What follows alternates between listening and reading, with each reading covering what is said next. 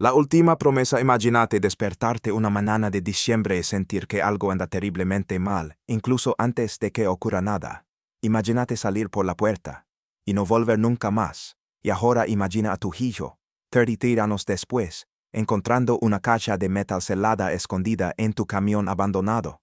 Una caja que finalmente respondería a una pregunta que nadie había podido responder durante más de 3 décadas. ¿Qué pasó con Roberto Hernández? Era la madrugada del 22 de diciembre de 1990 en Guadalajara, México. La Navidad estaba a la vuelta de la esquina. Los niños sonaban con juguetes bajo los árboles. Las familias envolvían tamales en joyas de plátano. Y en algún lugar, en una modesta casa del barrio obrero de Oblatos, Roberto Hernández se preparaba para lo que creía que sería solo otra escapada a Acapulco. Él aún no lo sabía, pero este no iba a ser un parto más. Iba a ser su último. Una sensación en el pecho. El reloj marcaba las 4:45 a.m., pero Roberto no había necesitado alarma en años. Después de 15 años de camionero, su cuerpo despertó antes del amanecer. Aún así, esa mañana se sentía diferente. Yacía inmóvil en la cama, con el corazón oprimido por algo que no podía identificar. No era exactamente miedo, no era exactamente tristeza, simplemente estaba mal. A su lado, María, su esposa, seguía dormida, con el rostro sereno y los labios curvados en una suave sonrisa.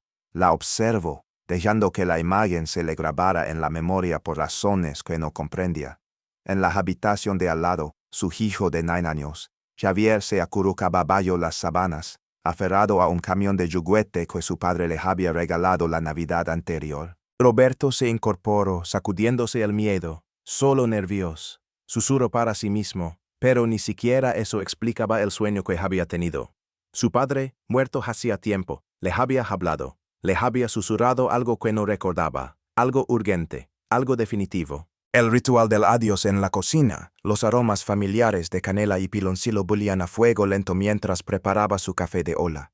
El ritual matutino lo tranquilizó. María entró arrastrando los pies en camisón, frotándose los ojos para desvelarse. ¿Ya te vas?, preguntó, aunque sabía la respuesta. Tengo que llegar a Acapulco antes del mediodía, respondió Roberto. Última entrega del año. Coca-Colas para las fiestas de Navidad. Luego vuelvo mañana. María sonrió levemente mientras envolvía su desayuno, tacos de frijoles refritos, en un pano, pero algo en sus ojos la delató. ¿Qué pasa?, preguntó Roberto. Tuve un sueño, susurró. No regresaste. Javier y yo te esperamos en la ventana, pero nunca regresaste a casa. Roberto rió, pero se sintió forzado. Es solo un sueño. He conducido por esta carretera cientos de veces. La conozco como la palma de mi mano. Aún así, recuerdo los rumores en la estación de camiones, historias de robos, secuestros, desapariciones. Algunos conductores habían desaparecido sin dejar rastro, sobre todo en los últimos meses. Las bandas de narcotraficantes se apropiaban del control de algunas carreteras, obligando a los camioneros a viajar en convoyes para mayor seguridad. Roberto había pensado en cambiar a la ruta más lenta y gratuita, pero el tiempo era oro. Y la Regiomontana, la empresa de transporte para la que trabajaba, no toleraba retrasos en las entregas, sobre todo durante la temporada alta de las fiestas. La partida antes de irse, entró en la habitación de Javier. El niño seguía dormido, abrazado a su camión de juguete. Roberto se arrodilló a su lado y le susurró: «Papá te trae algo especial de Acapulco, eso que llevas meses deseando». Javier se movió, pero no despertó. Roberto le besó la frente.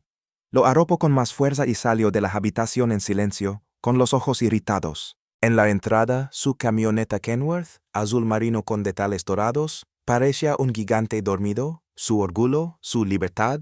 En la puerta del conductor, recién pintada, se leía R. Hernández e hijo. Había sonado con el día en que Javier viajaría a su lado en ese camión. Roberto revisó 2 veces las llantas, el aceite y los frenos. Todo parecía estar bien. El motor rugió, un rugido de diésel que conmovió al vecindario aún dormido. María apareció nuevamente, esta vez sosteniendo una taza de café caliente y una nueva imagen de la Virgen de Guadalupe. «Para el camino», dijo en voz baja, presionando la imagen contra el salpicadero, junto a la vieja. Roberto la besó con más ternura de la que esperaban. «Estaré en casa mañana por la noche», prometió. Y luego, así sin más, desapareció. El camino a Acapulco a las 5 a.m., Roberto tomó la carretera Federal 15 rumbo al sur. Las luces de Guadalajara brillaban en el retrovisor. Encendió la radio. La voz de José Alfredo Jiménez llenó la cabina. Camino de Guanajuato. Canto en voz baja. Penso en la juguetería de Acapulco. Penso en la sonrisa de Javier. Él no lo sabía entonces, pero ese sería su último amanecer. La mañana siguiente, 23 de diciembre de 1990, María se despertó en silencio. Roberto ya debería haber regresado. Se asomó por la ventana, ni rastro del Kenworth. «Mamá, ¿dónde está papá?», preguntó Javier, frotándose los ojos somnolientos, todavía con su pijama de Superman.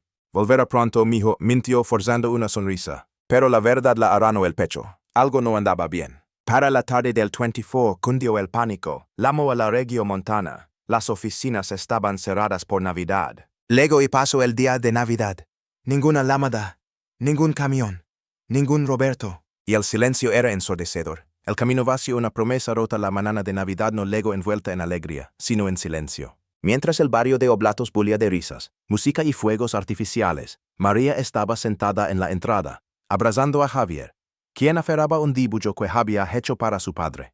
Mostraba una gran camioneta azul, dos monigotes tomados de la mano y una casa con humo saliendo de la chimenea. «Le guarde esto», susurró Javier. «Lo verá pronto», respondió María, aunque su voz se quebró a mitad de la frase. Los vecinos empezaron a darse cuenta. ¿Dónde estaba Roberto? Nunca llegaba tarde, nunca. Y lo más importante, lo había prometido. Roberto siempre cumplía sus promesas. Un rastro que se enfrió el 26 de diciembre. María finalmente contactó a alguien en la región montana. La noticia le heló la sangre. «Sí, señora, Roberto llegó a Acapulco a tiempo», confirmó el despachador. «Entregamos el envío. Incluso firmamos y nos fuimos en su camioneta ese mismo día. Dijo que tenía prisa por llegar a casa con su familia». «Pero, entonces, ¿dónde está?». Esta fue la pregunta que nadie pudo responder. Revisaron los controles, pero no había registros. Preguntaron en las gasolineras, pero nadie había visto el camión. Llamaron a la policía, pero nada. Fue como si se hubiera desvanecido en el aire, tragado por la misma carretera por la que había conducido durante décadas. No tenía sentido, hasta que María habló con don Esteban, un trabajador de un almacén en Acapulco. Recordaba a Roberto con claridad. Se veía cansado, dijo Esteban, pero emocionado. No dejaba de hablar de su hijo. Decía que traería algo especial. Dijo: «Esta será la mejor Navidad de mi vida». Y luego se marchó. Esa fue la última vez que lo vieron. La lucha de una madre pasaron las semanas. Enero se convirtió en febrero. Roberto nunca regresó a casa. Algunos decían que se había escapado. Otros susurraban teorías más oscuras. Carteles, robo, asesinato. Pero María nunca aceptó ninguna. Conocía a Roberto. Su risa, sus costumbres, su terca honestidad. No era de los que abandonaban a su familia. Era de los que guardaban fotos gastadas en la cartera y aún llevaban un rosario en el retrovisor. Así que presentó una denuncia por desaparición. Le rogó a la policía. Contrató a un investigador privado, don Aurelio. «He trabajado en casos como este antes», le dijo don Aurelio. «A veces es solo una crisis nerviosa. A veces es peor. No te voy a mentir». No le hacía falta.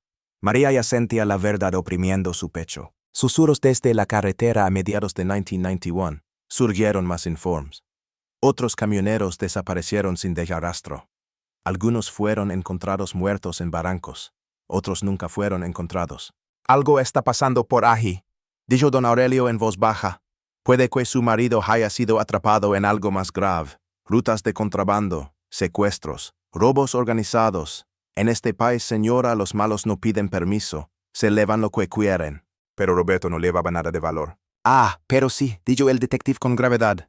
«En Navidad, un camión lleno de Coca-Cola es oro líquido en el mercado negro». A María se le cortó la respiración. Las vacaciones habían convertido a su marido en un blanco fácil. Aún así, el rastro no llevaba a ninguna parte. No había restos, no había rescate, ni una pista. Solo silencio. Un niño crece con fantasmas a medida que pasaban los años. Javier dejó de preguntar cuándo volverá papá a casa. Él ya sabía la respuesta, pero saberlo no hizo que doliera menos. Observó cómo sus padres recogían a otros niños de la escuela. Vio parejas de padre e hijo arreglando coches, construyendo cometas y discutiendo sobre equipos de fútbol. Vio el asiento vacío en su graduación, la silla intacta en cada cena familiar. La foto enmarcada de un hombre congelado en el tiempo, sonriendo junto a una camioneta Kenworth azul. Javier aprendió a sonreír sin alegría, a celebrar sin esperanza, pero en el fondo, una llama ardía. Un día se lo prometió a sí mismo. Un día lo encontraré. Dice el sueños cuando cumplió 18 años. Javier ya había tomado una decisión. No seguiría el mismo camino, pero seguiría la misma vocación. Se matriculó en la escuela de ingeniería. Se especializó en mecánica diésel. Aprendió cómo respiran los motores y cómo purgan los camiones. Cada tornillo que giraba era como susurrarle a su padre. Cada máquina que reparaba era un paso más cerca de él. Algunos de sus compañeros de clase bromearon. Te encantan demasiado los camiones. Pero ellos no sabían la verdad. A él no le gustaban los camiones. Amaba al hombre que conducía uno. Un nuevo nombre, una vieja herida en 2005. Javier conoció a Lupita Ramírez en un café de Guadalajara. Ella era amable. Lo escuchaba. Nunca lo interrumpía cuando hablaba de su padre. Se enamoraron, se casaron discretamente, se mudaron a la antigua casa familiar en Oblatos. El taller de costura donde trabajaba María se convirtió en un pequeño taller de reparación de coches. Javier puso un nuevo letrero, Toller Hernández. Y en la pared detrás del escritorio, enmarcada en un lugar de honor, estaba la última foto conocida de Roberto, de pie orgulloso junto a su camioneta. Pero el dolor nunca desapareció. Cada 22 de diciembre, Javier recorría el mismo camino por el que desapareció su padre. Solo, buscando un fantasma. El llamado del barranco el teléfono suena era una mañana de martes normal del mes de marzo de 2023. Javier estaba hundido hasta los codos en el motor de una camioneta Ford destartalada. Tenía las manos manchadas de grasa y la vieja radio en su banco de trabajo crujía al ritmo de una ranchera. El aire olía a aceite y goma quemada. Entonces sonó el teléfono. 3 veces, se secó las manos con una toalla y la recogió. Bueno, se oyó una voz de hombre, tranquila, casi demasiado tranquila. Buenos días, habla Javier Hernández. Si al habla, ¿quién llama? Me llamo licenciado Morales. Soy de la Fiscalía del Estado de Jalisco. Creo que encontramos la camioneta de su padre. El barranco de los fantasmas Morales lo explicó rápidamente. Como quien está entrenado para no generar falsas esperanzas. Un equipo de exploradores estaba cartografiando la barranca de Huentitán. Es un barranco profundo al norte de Guadalajara. Terreno peligroso, casi imposible de alcanzar a pie. A Javier casi le falaron las rodillas. Agarró una silla. ¿Qué encontraron? Preguntó. Fragmentos de metal. De un vehículo. Uno grande. Está muy descompuesto, pero hay algunas marcas que lo identifican. Y encontramos un nombre. La línea quedó en silencio. R. Hernández & Son. Javier agarró el teléfono con tanta fuerza que sus nudillos se pusieron blancos. El descenso 2 días después, Javier se encontraba al borde del barranco, contemplando el verde abismo. Árboles frondosos y matorrales silvestres cubrían el valle. Desde donde estaba no se veía nada, pero él lo sabía. Con él estaban un equipo de médicos forenses, 2 rescatistas de Montana y Morales. Comenzaron el descenso. Cada paso parecía un paso hacia el pasado. An hour in, one of the rescuers shouted, "Aquí está!" Y Ali, escondidos bajo un muro derrumbado de maleza y enredaderas retorcidas, estaban los restos corroídos de una cabina de camión, destrozada, oxidada, apenas reconocible. Pero el color todavía estaba Ali, desteñido, azul marino con toques dorados. El camión que esperaba el chasis estaba destrozado. El eje delantero había desaparecido.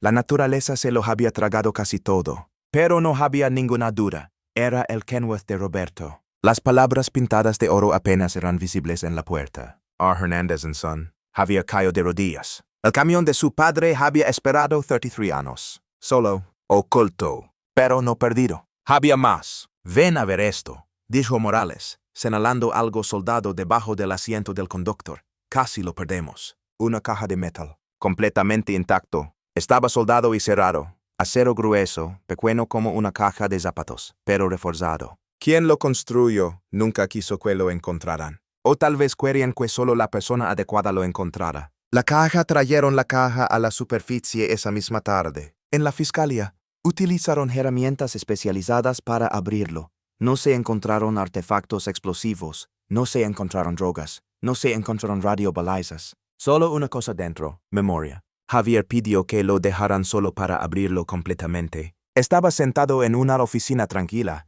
con la caja sobre la mesa y las manos temblando mientras retiraba la tapa oxidada. Dentro, envueltos en plástico, fajos de billetes, pesos de los años 80, viejos, descoloridos, pero protegidos. Encima de ellos, una nota escrita a mano. Para la nueva casa, diciembre de 1990. A Javier se le cortó la respiración, pero eso no fue todo. Debajo del dinero en efectivo hay 3 sobres. 3 letras. Los sobres estaban marcados con una letra que Javier solo había visto una vez en una postal antigua. El primero dijo tu María. El segundo para mi hijo Javier, cuando seas mayor. El tercero, solo abrir si me pasa algo. Alcanzó el tercero. Sus dedos temblaban mientras lo desdoblaba. La escritura fue apresurada, la tinta se corrió. Si estás leyendo esto, no llego a casa.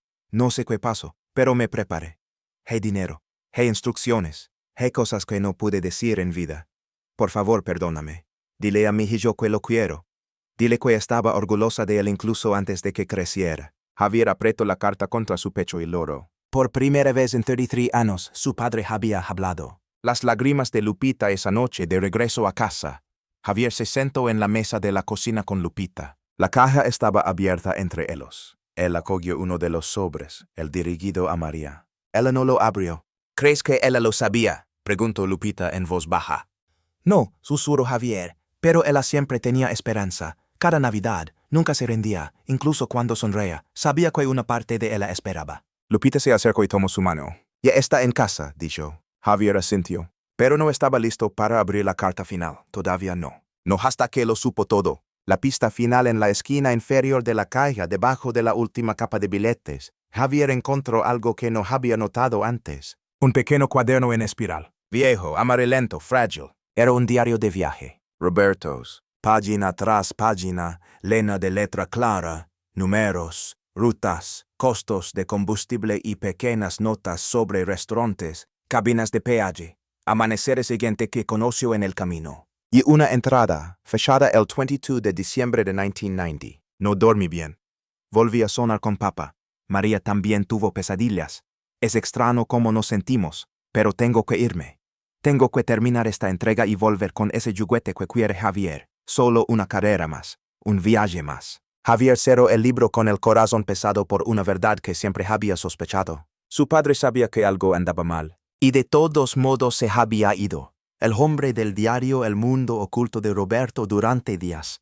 Javier no pudo dejar de leer el cuaderno. No era solo un tronco, era una ventana al alma de su padre. Página tras página pintó el retrato de un hombre que amaba el camino, pero extrañaba a su familia a cada kilómetro. Pare en Iguala, las mejores carnitas del estado. Compre más para María. Le conté la historia de Javier a una mesera. Lloro, es un buen chico. Los precios de la gasolina suben de nuevo.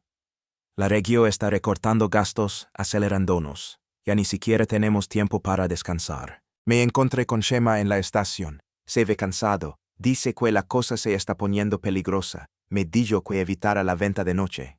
Le comenté que podría cambiar de ruta. Los ojos de Javier se fijaron en ese apellido. Lamar. El superviviente Javier volvió a una entrada anterior de 1989. ¿A quién lo alcanzaron? Lo emboscaron en las afueras de Colima. Apenas sobrevivió. Lo llevé al hospital. Llamé a su esposa, me quedé con él toda la noche. Me dijo que le salvé la vida. A Javier se le cortó la respiración. Había oído ese nombre antes. Chema era una leyenda entre los camioneros veteranos. Se rumoreaba que había abandonado la carretera tras un roce con la muerte y desaparecido en el campo. Pero ahora Chema no era solo una historia. Él era la última persona viva que podía saber lo que pasó. La búsqueda comienza de nuevo. A Javier le llevó 2 semanas encontrarlo. Visito foros de camioneros, publico en grupos de Facebook e incluso visito antiguas gasolineras a lo largo de la Federal 15. La mayoría negó con la cabeza. Algunos decían que Chema estaba muerto. Otros decían que era un ermitaño que no hablaba con nadie. Luego un mecánico de Tecomán le indicó una dirección en un pueblo remoto a las afueras de Colima. No habla mucho, advirtió el hombre. Pero si le dices que te envía Roberto Hernández, cuida. Javier condujo 6 horas hasta un pequeño rancho rodeado de árboles de mango y silencio. Un anciano estaba arreglando una bala. Su barba era blanca, sus manos gruesas y cubiertas de cicatrices. ¿Eres Chema?, preguntó Javier. El hombre se giró. El momento quedó flotando en el aire. Tienes sus ojos. Chema lo observó un momento. Luego dijo sin emoción. Eres el hijo de Roberto. A Javier se le hizo un nudo en la garganta. Sí, encontré su camioneta y su diario. Chema asintió lentamente. Sabía que este día llegaría. Se sentaron en el porche, bebiendo café de Billy, escuchando el canto de las cigarras en los árboles. Chema habló lentamente, como si cada palabra tuviera peso. Tu padre me salvó la vida. Diciembre de 1989. Me dieron por muerto. Podría haber seguido conduciendo, pero no lo hizo. Me cargo para ayudar, se quedó conmigo. Dijo, nadie merece quedarse atrás. Javier se quedó mirando la taza que tenía en las manos. ¿Y qué pasó con él? Preguntó. Chema no respondió de inmediato. En lugar de eso, se levantó, entró en su casa y regresó con un pequeño sobre. Dentro había una foto. Mostraba a Roberto de pie junto a Chema, sonriendo. Detrás de ellos el Kenworth azul. En el reverso, escrito a lápiz, la última vez que nos vimos, diciembre de 1990. La advertencia. Chema finalmente habló. Lo vi en la estación 2 días antes de que desapareciera. Dijo que iba a cambiar de ruta. Dijo que tenía un mal presentimiento.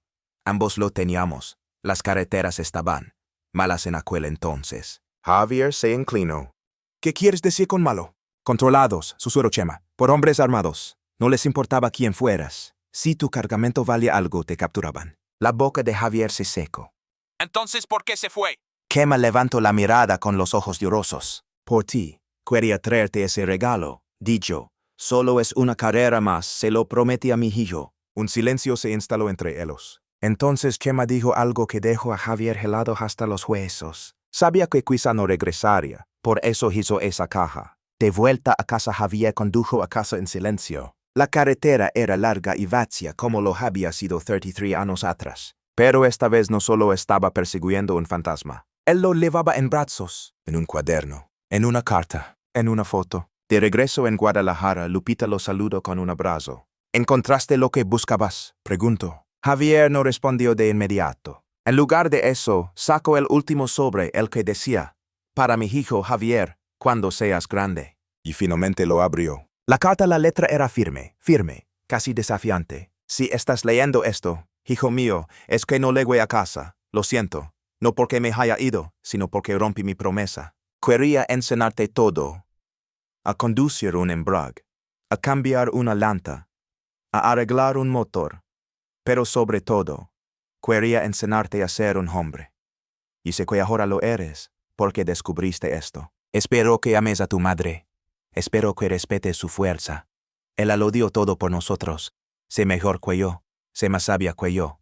Y nunca olvides que te amé con todo mi ser. Si aún queda algo de mí en este mundo, espero que esté en tu corazón. Javier presionó la carta contra su pecho y las lágrimas empaparon la página. Finalmente lo supo. No había perdido a su padre. Se había convertido en él. El regreso al barranco, algo dejado atrás después de leer la carta, Javier no pudo dormir. Las palabras resonaron en su mente, la voz de su padre, más viva en el papel de lo que había estado en la memoria. Pero algo seguía royéndolo. El cuaderno mencionaba una modificación que Roberto le hizo a la camioneta, un diagrama, un compartimento oculto que no figuraba en el informe forense, algo que su padre había construido con sus propias manos. Para emergencias, había escrito. Por si acaso. ¿Y si todavía había algo más en ese camión? Algo que había estado enterrado bajo los escombros durante 33 años. Permiso para excavar. A la mañana siguiente, Javier llamó a la fiscalía. Necesito regresar, le dijo al licenciado Morales. Morales duro. El sitio ha sido cerrado, no hay nada más que encontrar.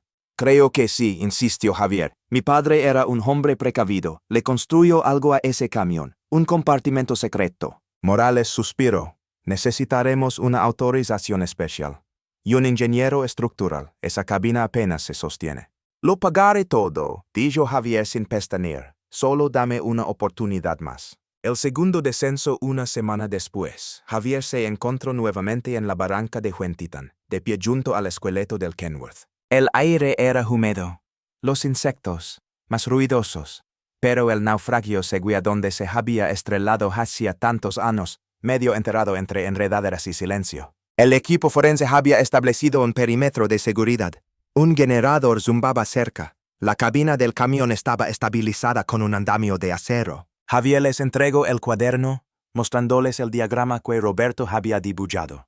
Aquí es, señaló. Debajo del asiento, detrás del panel, lo llamaba el guardián. Pasaron 2 horas mientras el equipo abría el metal y buscaba con manos cuidadosas. Entonces uno de ellos gritó: «Encontré algo». El compartimento final era un pequeño recipiente de metal, no más grande que una lonchera. Celado, presurizado, oculto tras un panel de acero reforzado que quedó aplastado por el impacto, pero no perforado. Cuando Javier lo abrió, su corazón se aceleró. Adentro, una fotografía en blanco y negro de María y Javier, fechada en 1989. Una cinta de casete descolorida con una etiqueta que dice «para cuando ya no esté». Un pequeño crucifijo de oro en una cadena rota. Un paquete de tela doblada que contenía un juguete de niño. Un camión Kenworth en miniatura, azul con detalles dorados. Las manos de Javier temblaban mientras lo sostenía. Fue el regalo, el que Roberto había prometido traer a casa, el que Javier había pedido cuando tenía 9 años. La cinta trajeron el casete de vuelta al laboratorio. Javier estaba sentado en una habitación insonorizada con un viejo reproductor de cintas.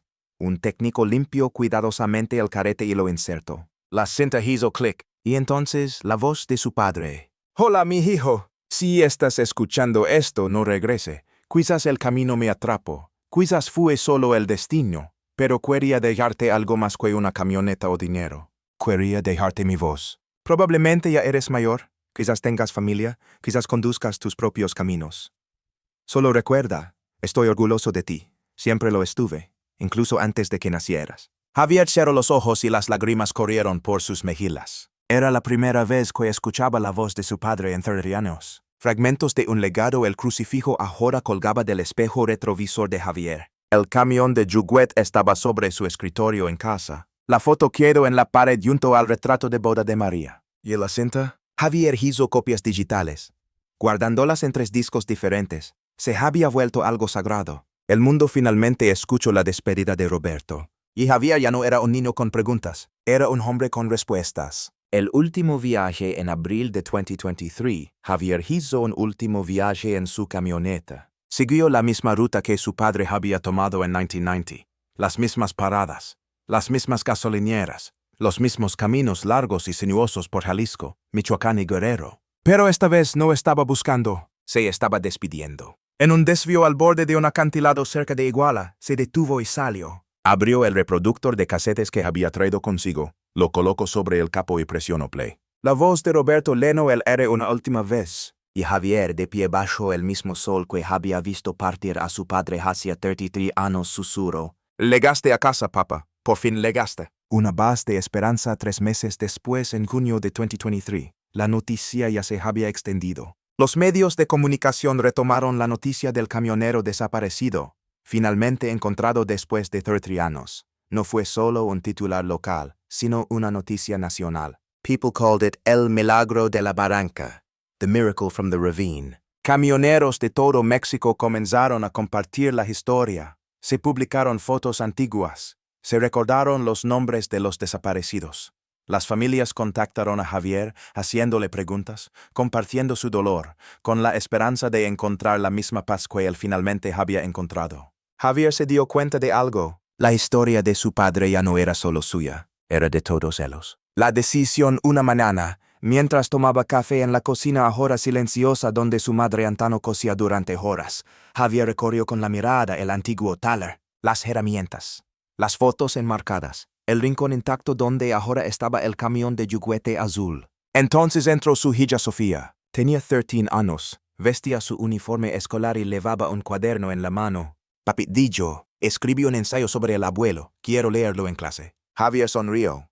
«¿Cómo se llama?» Ella abrió la tapa. «El camión que encontró el camino a casa». Ese fue el momento en que Javier lo supo. Aún no había terminado. Ruta de Esperanza. Ese verano, Javier utilizó sus ahorros y donaciones de otros camioneros para convertir su taller mecánico en algo nuevo. Ruta de Esperanza, The Route of Hope. No era un negocio, era una fundación. Un lugar donde las familias de los camioneros desaparecidos pudieran reunirse, compartir historias, publicar fotos y, lo más importante, buscar juntos. Levantó un muro llamado Los que Faltan. En cuestión de semanas se llenó de cientos de caras. Hombres y mujeres, viejos y jóvenes, todos desaparecieron sin dejar rastro. Sus familias trajeron recortes de periódicos, notas escritas a mano e incluso gorras de camionero que alguna vez usaron padres e hijos. Para ellos no era solo un muro, fue una promesa. La primera familia a la que Javier ayudó fueron las hermanas Mendoza. Su hermano, Eduardo, desapareció en 2010 cerca de Colima, casi en la misma ruta que Roberto. No tenían dinero, ni pistas, solo un viejo mapa de rutas y una foto descolorida de Eduardo apoyado en su Freightliner rojo. Javier imprimió volantes, presentó un nuevo reporte de persona desaparecida y les ayudó a ponerse en contacto con investigadores en Jalisco y Michoacán. 2 meses después recibieron la noticia. Se habían encontrado restos cerca de un retén abandonado en las afueras de Apatzingán. No era Eduardo, sino otro conductor desaparecido en 2011. Aún así, demostró algo. Estos casos no se perdieron. Simplemente, enterrado. Sophia's project mientras tanto. Sofía comenzó a hacer algo increíble. Empezó a documentar a cada familia que legaba a la ruta de esperanza. Creó perfiles digitales. Tomó fotos. Entrevistó a hermanos, hijos y cónyuges. Incluso aprendió a escanear documentos antiguos y a limpiar el audio de las cintas de casete. Con solo 13 años ya había creado un archivo digital con más de 20 perfiles, cada uno lleno de dolor, pero también de fortaleza. En su ensayo escolar escribió: mi abuelo fue invisible durante 33 años, pero mi padre nunca se rindió. Ahora ayudamos a otras personas a encontrar a sus seres queridos. Nadie desaparece para siempre, siempre que alguien lo recuerde. Su maestra logró al leerlo, y le dio el primer lugar en el concurso estatal de escritura. El nuevo muro en otoño. El muro de la Ruta de Esperanza se había expandido. Ahora incluía recuperaciones confirmadas, cintas verdes, todavía faltan velas blancas, consejos anónimos sobrecelados, cartas escritas por niños a sus padres desaparecidos. Javier added one final panel. Los que volvieron, those who returned. Y en el centro había una foto enmarcada de Roberto Hernández, Noel de 1990, pero la que se tomó durante un homenaje celebrado en julio de 2023. Javier de pie junto a la camioneta recuperada de su padre, repintada y restaurada por voluntarios. Nunca volvería a funcionar, pero no hizo falta. Ahora era un monumento. El legado se expande. Los camioneros de todo México comenzaron a enviar historias a la fundación. Un hombre en Sinaloa que había perdido a su primo en 2002. Una mujer en Veracruz que todavía esperaba la voz de su padre en la radio CB. Un conductor jubilado de Monterrey que había anotado placas de camiones que desaparecieron. La fundación comenzó a construir un registro nacional de conductores desaparecidos. Los equipos forenses comenzaron a consultar con Ruta de Esperanza para obtener pistas sobre casos antiguos. Incluso el gobierno, a regañadientes, empezó a prestar atención. Un senador estatal visitó el centro y dijo en voz baja: esto no debería haber sido tu trabajo, pero me alegro de que lo hicieras. Cerrando el círculo, 22 de diciembre de 2023. Exactamente 30 años después de que Roberto Hernández partiera a su último viaje. Javier organizó una reunión en la fundación. Camioneros y familias encendieron velas. Fotos de los desaparecidos adornaban las paredes. Sofía habló por primera vez ante el micrófono. Mi abuelo no regresó a casa durante 33 años, pero cuando lo hizo, ayudó a todos a encontrar una salida. Este lugar existe porque cumplió su promesa, a su manera. Ahora nosotros cumplimos la nuestra. Esa noche, mientras el pozole hervía a fuego lento y los niños jugaban alrededor del monumento del camión, Javier se sentó tranquilamente cerca de la vieja cabina. Puso su mano en la puerta y susurró: gracias por venir a casa. El sueño del Kenworth, una noche de paz. Esa noche, 22 de diciembre de 2023, la casa de los Hernández estaba tranquila. La celebración había terminado. Las velas de la fundación se habían consumido. Los invitados se habían marcado. Solo el viejo Kenworth permanecía bajo la farola amarilla, brillando tenuemente en la noche. Javier estaba solo en la cocina, con las paredes a su alrededor llenas de recuerdos. Una foto descolorida de la boda de sus padres. El premio de Sofía por su ensayo. Un dibujo que había hecho de niño de una camioneta azul y un hombre sonriente junto a ella. Hacía meses que no lloraba, no se sentía triste. Él simplemente se sentía lleno, como si finalmente algo hubiera encajado. Esa noche, Javier sonó por primera vez en años. El sueño en el sueño. El Kenworth no estaba destrozado. Era nuevo, pulida, reluciente. La moldura dorada brillaba como la luz del sol.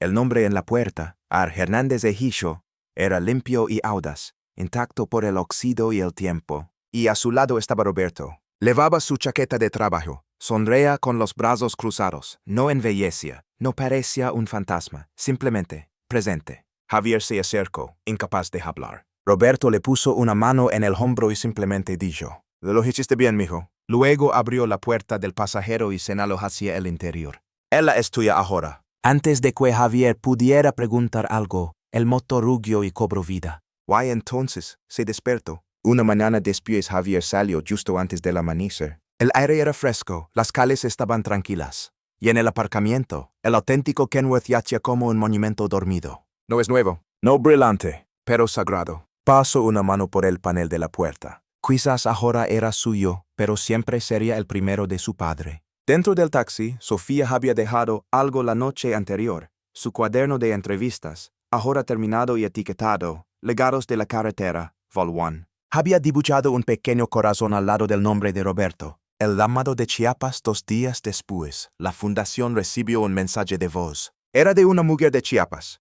Su padre había desaparecido en 1997, repartiendo productos agrícolas en Oaxaca. Nadie lo había investigado. Acababa de enterarse de la ruta de esperanza por una publicación de Facebook de otra familia. Su mensaje fue breve. «Por favor, sé que ha pasado mucho tiempo, pero necesito saber qué pasó, aunque ya no esté. Solo quiero traerlo a casa». Javier la llamó de vuelta ese mismo día, y así comenzó otra búsqueda. El trabajo no había terminado, pero ahora parecía posible. Pasando la antorcha a principios de 2024, Ruta de Esperanza había capacitado a voluntarios en 5 estados. Mecánicos, estudiantes, pasantes forenses, camioneros jubilados, todos se unieron. Javier ya no trabajaba solo, Sofía tampoco. Empezó a asesorar a adolescentes que querían escribir sobre sus familias. Crearon documentales cortos, audiodiarios e incluso animaciones para niños cuyos padres habían desaparecido. En un video, Sofía narró: «De pequeño pensaba que los camiones eran solo máquinas,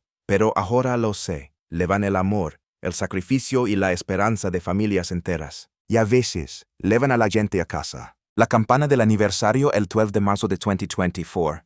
Javier recorrió en coche la ruta completa desde Guadalajara hasta Acapulco, igual que su padre. Pero esta vez no estaba solo. Formaba parte de un convoy de 15 camiones, cada uno de ellos conducido por el hijo o la hija de un camionero que había desaparecido. They called themselves la caravana del recuerdo, the convoy of remembrance. Cada camión llevaba una calcomanía, en memoria de los que partieron y no volvieron, en memoria de los que se fueron y no regresaron. Los lugareños salieron a verlo, aplaudieron y ondearon banderas. Algunos lo oraron. Javier encabezó el convoy en una modesta camioneta blanca. Sofía viajaba a su lado, cámara en mano, captándolo todo. El peso del silencio a medida que el convoy se acercaba al tramo final cerca de la costa. Javier redujo la velocidad.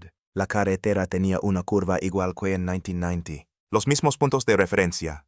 El mismo mar a lo lejos. Las mismas montañas, silenciosas como siempre. Pero esta vez no buscaba el silencio. Él llevaba historias. Cuando llegaron a Acapulco, guardaron un momento de silencio, no solo por Roberto, sino por cientos de personas más. Sofía se paró junto al podio improvisado y dijo: «No solo recorremos sus rutas, completamos sus historias». Cartas desde el camino esa noche. Javier abrió una carta que había sido enviada a Ruta de Esperanza por un remitente anónimo. Dentro había una Polaroid de un camionero en Sonora de 1986. En la parte posterior. «No sé si esto le sirva a alguien, pero no podía dormir sabiendo que esta foto estaba en mi cajón». En las semanas siguientes llegaron más cartas. Un boceto de una cara vista al costado de una carretera hace años. Un recibo de una taquería de las afueras de Morelia encontrado en una guantera abandonada hace mucho tiempo. Una grabación de un mensaje de Radio CB guardada en un casete polvoriento. Cada vez estaba más claro. Ya no se trataba solo de Roberto. Se trataba de todos ellos. El camino nunca termina, una historia que sigue viva. Junio de 2024,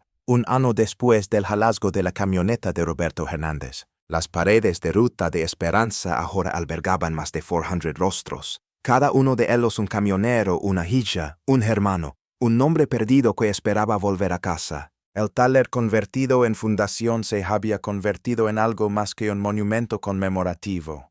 Era una red viva. Una base de datos, un lugar de sanación. La gente vino no solo a buscar, sino a recordar. Y lo más importante, para contar sus historias, porque el silencio ya les había costado bastante. Sofía's interview ese verano, un equipo de documentales visitó el centro. Entrevistaron a Javier, a voluntarios y a familias visitantes. Pero fue Sofía, que ahora tiene 14 años, quien se robó la atención. Sentada debajo de una pared de fotografías, miro a la cámara y digo, a veces la gente me pregunta si estoy triste por no haber conocido a mi abuelo, pero la verdad es que lo he conocido. Dejo fragmentos de sí mismo, en mi padre, en sus cartas, en este lugar. No desapareció, simplemente tomó el camino más largo a casa. Sus palabras fueron recogidas en un segmento de Noticias Nacional. La gente de todas partes empezó a usar la frase, tome el camino más largo a casa. El mensaje se difunde para finales de 2024. Se abrieron 5 centros similares en todo México,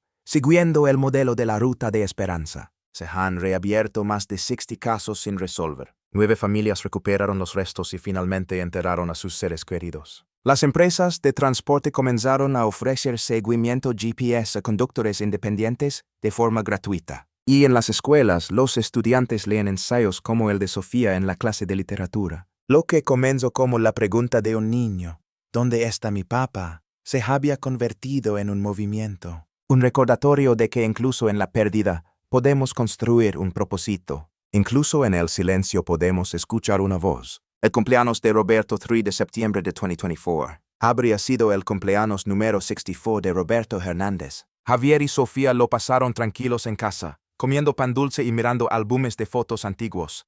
Algunos eran originales, otros los habían enviado amigos de Roberto, otros camioneros que lo recordaban de las estaciones, los comedores y las gasolineras a lo largo de la antigua Federal 15. Se reía mucho, escribió uno. Podría arreglar cualquier cosa con cinta adhesiva y un destornillador. Siempre regalaba su último taco. Hablaba de su hijo todo el tiempo. Javier sonrió mientras leía las cartas. Su padre había sido más que un nombre en una pared. Había sido real. Para muchos. Una carta más esa noche. Javier encontró un pequeño sobre escondido dentro de una de las viejas cajas. No lo había visto antes. Estaba dirigido a, para mi hijo, para cuando encuentres tu propósito. La letra era temblorosa, diferente a las demás, probablemente escrita con prisa. Quizá lo último que Roberto escribió. Javier lo abrió. Mi hijo, si esto te encuentra, significa que nunca te detuviste. Significa que convertiste el dolor en algo bueno. Si es así, entonces no estoy perdido. Estoy contigo, en cada camino que recorras, en cada familia que ayudes.